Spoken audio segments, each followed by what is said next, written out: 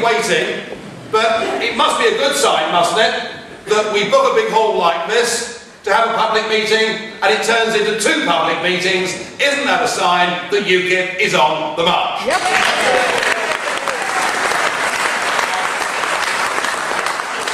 I've come here hot foot from Brussels, where yesterday I was addressing the European Parliament. Sadly, my old friend Herman van Rumpy-Pumpy wasn't there yesterday, but I'm hoping that I'm going to have a more intelligent audience this evening, than I had yesterday, because they're all blinded by this dream, by this vision.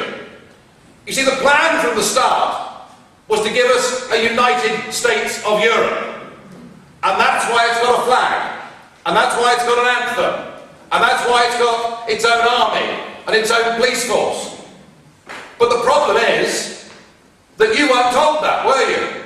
And now, as the Euro project is bursting at the seams, they're doing everything they can to maintain it, including, of course, asking you to bail out the Club Med countries that should never have joined the Euro in the first place.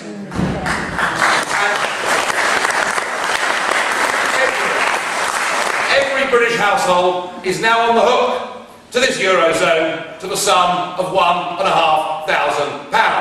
And the message from this party, unlike the weasels in the other 3, I never hold back, you know, it's just the way I am. But the message from this party is we should not waste a penny piece more bailing out countries like Greece that should not have joined the Eurozone in the first place and would be better off getting the drachma back and getting back their democracy.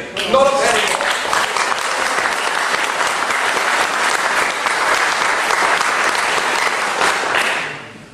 You would have thought, would you not, with this crisis in the Eurozone, that our leaders would be saying now was the time for us to negotiate a better deal. And we were promised by Dave Cameron, mind you, he's good at making promises, isn't he? Do you remember the one about getting rid of the Human Rights Act? Do you remember the one about reducing immigration in this country from hundreds of thousands a year to tens of thousands a year? Do you remember the one about giving you a cast iron guarantee that if I'm Prime Minister, you, the people of this country, will have a referendum? Well, he's done it again, hasn't he? Because he promised us the other week that he would win powers back from Brussels.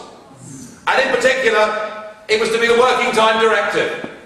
Because that is damaging not just British industry, but even the National Health Service itself is finding the costs of implementing it are damaging patient services. So yesterday, Chris Grayling, another totally insipid professional politician, just thought I'd throw that in. Chris Grayling was there yesterday in Brussels at the Council of Ministers to defend the British national interest and to negotiate powers coming back on the Working Time Directive. Far from fighting for British interests, he didn't even get into the ring. Because the Germans said, that is not on the agenda, and so meekly, Grayling says, now is not the time.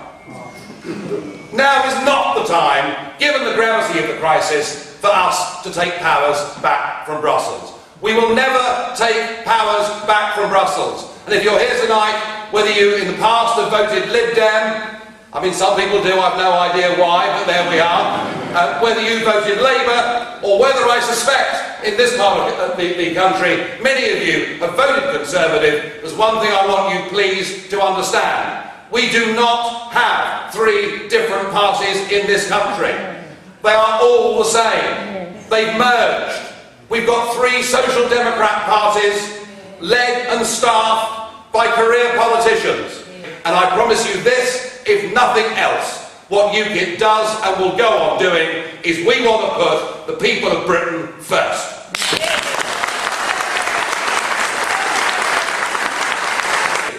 I was on Italian radio last night. I mean, boy, it's something else. But yeah, we want a Europe of differences, not a Europe of conformity, not a Europe where one side is supposed to fit all, and where, as we can see, it simply doesn't work. All through the history of mankind, whether it's in science, whether it's in business, whether it's in politics. If you come along and challenge the status quo binds together and hurls out its abuse. But it can no longer go on doing that because, frankly, no one believes them. And the opinion polls now show that there's a majority of 2 to 1 in this country who want us freed from these appalling European institutions and want us to have a simple trade deal. We are winning the argument. But we need, I think, as a political party, to do a bit more than just talk about leaving the EU, vital though that is. I think it's incumbent upon UKIP for us to paint our vision of how an independent Britain could and should be run on the big issues of the day that affect ordinary folk and that our politicians haven't got the courage to discuss. And I think the whole question of immigration is very near the top of most people's agenda in this country.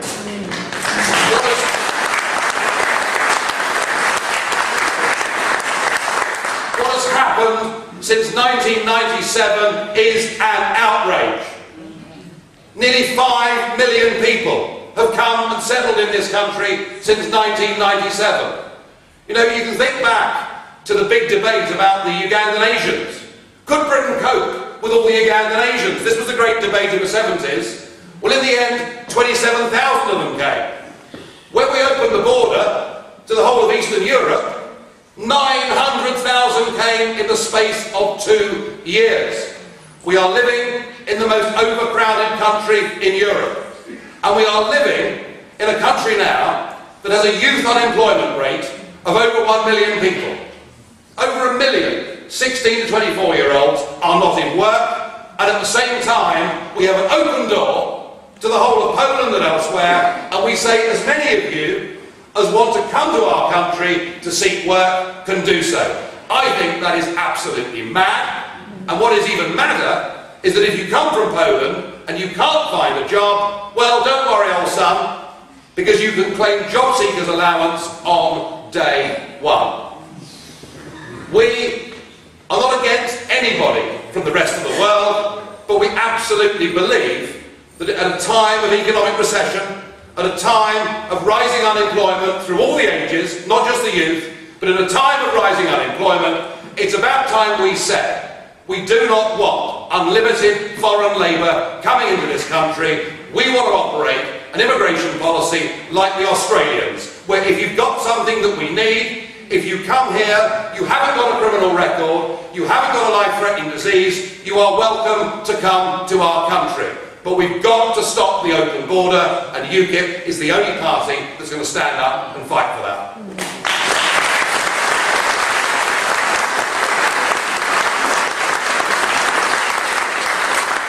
And we've got to start talking about business. I mean, Mr. Osborne yesterday gave his awesome statement. But Mr. Osborne, of course, has never had a job. Nor's Mr. Clegg, nor's Mr. Miliband. I feel I have an advantage. I do have an advantage, Madam Chairman, because I worked in a city for 20 years, and as I always say, I worked damn hard up until lunchtime every day for 20 years. But I do at least have some experience of the real world, and if you meet people, those of you here that are not members, if you meet people in UKIP, you'll find we come from the most incredible cross-section of society. One of the things we want to say as a party is we admire the 4.2 million people in this country who run small businesses or who operate as sole traders. They actually are the heroes of this nation. They are the people that take the risk.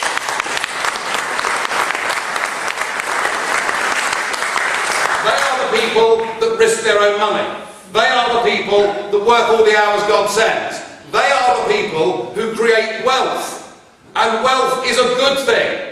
And profit is a good thing. Because if people are making profits, they're paying taxes. And if you haven't got people paying taxes, you can't have schools and you can't have hospitals. But nobody is prepared to stand up for these people because they're being crushed by a never-ending stream of legislation on health and safety, on the environment, and worst of all, on employment regulations that is crushing the life and of entrepreneurial flair in this country. Free from all of this, if just 1 in 4 of our small businesses took on another school leaver, we'd wipe out youth unemployment. So I want UKIP to be the party that talks about business, that talks about growth creation.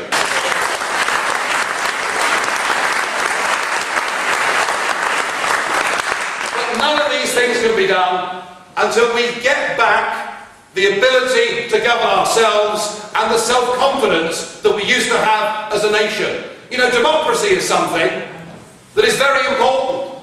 It's just been wiped away, hasn't it, in Greece and in Italy, where elected prime ministers have been removed and replaced by technocrats. And when sometimes I'm asked, you know, why do you tour the country? Why do you work all the hours you work? What is it that drives you? Well, I'll tell you. I am determined that my 4 children will be able to grow up in a country that they can call their own, and that is what we're fighting for. We're on the up, and we are going to win. Thank you.